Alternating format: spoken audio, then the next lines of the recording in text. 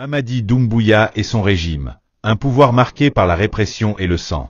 Depuis son coup d'État du 5 septembre 2021 contre le président Alpha Condé, Mamadi Doumbouya et son gouvernement se sont imposés par la force, la répression et les violations massives des droits humains. Dès la prise de pouvoir, des militaires ont été tués lors des affrontements, mais le pire restait à venir.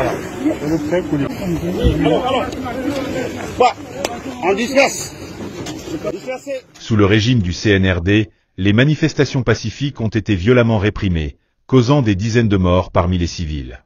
Entre juillet et août 2022, plusieurs Guinéens ont perdu la vie sous les balles des forces de l'ordre. À cela s'ajoutent des tragédies comme la bousculade meurtrière de Nzérékoré en décembre 2024, où le nombre de victimes reste flou, oscillant entre 56 et 135 morts selon les sources. Le régime de Doumbouya ne se limite pas aux exécutions sommaires.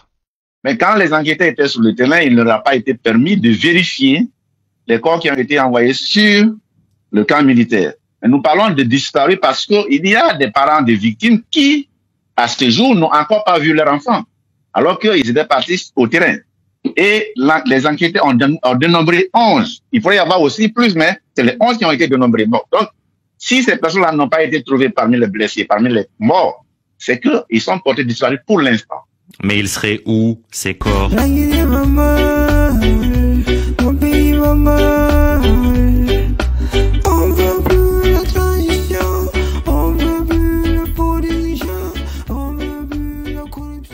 Disparition de Fonike Mengue et Biloba.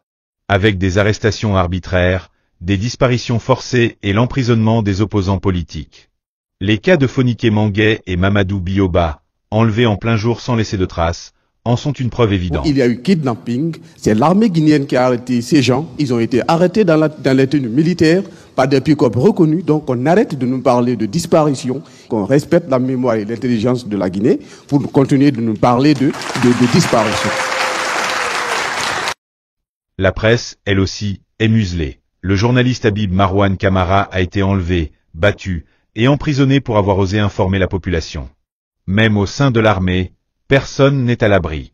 Des figures militaires comme le colonel Sadiba Coulibaly, ancien chef d'état-major, ont été arrêtés, condamnés et sont mortes dans des circonstances suspectes en détention. Ce régime ne gouverne que par la peur et la répression. Il divise les communautés, instrumentalise les conflits, et tente de s'accrocher au pouvoir par tous les moyens. Mais le peuple guinéen voit clair dans son jeu. L'heure est venue de dénoncer ce régime sanguinaire et de se mobiliser pour un retour à l'ordre constitutionnel et à la démocratie.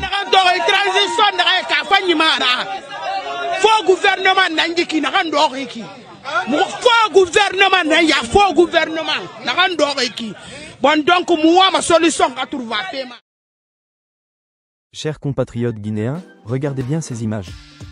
Regardez l'horreur. Regardez l'inhumanité. Voilà l'homme qui nous gouverne aujourd'hui. Voilà le visage du pouvoir qu'on veut nous imposer. Comment avons-nous pu accepter cela? Comment peut-on tolérer qu'un tel monstre dirige notre nation? Un chef ne massacre pas son peuple. Un leader ne piétine pas la dignité humaine. Un dirigeant ne sème pas la terreur. Depuis ce jour funeste, la Guinée vit sous un régime de peur, d'injustice et de barbarie. Jusqu'à quand allons-nous rester spectateurs? Jusqu'à quand allons-nous laisser ce régime criminel nous écraser? Peuple de Guinée, l'heure n'est plus aux lamentations. L'heure est à l'action. Nous devons nous lever, nous unir, et dire non à la dictature. Si nous ne nous battons pas aujourd'hui, nous disparaîtrons demain. Levez-vous. Battons-nous pour notre liberté.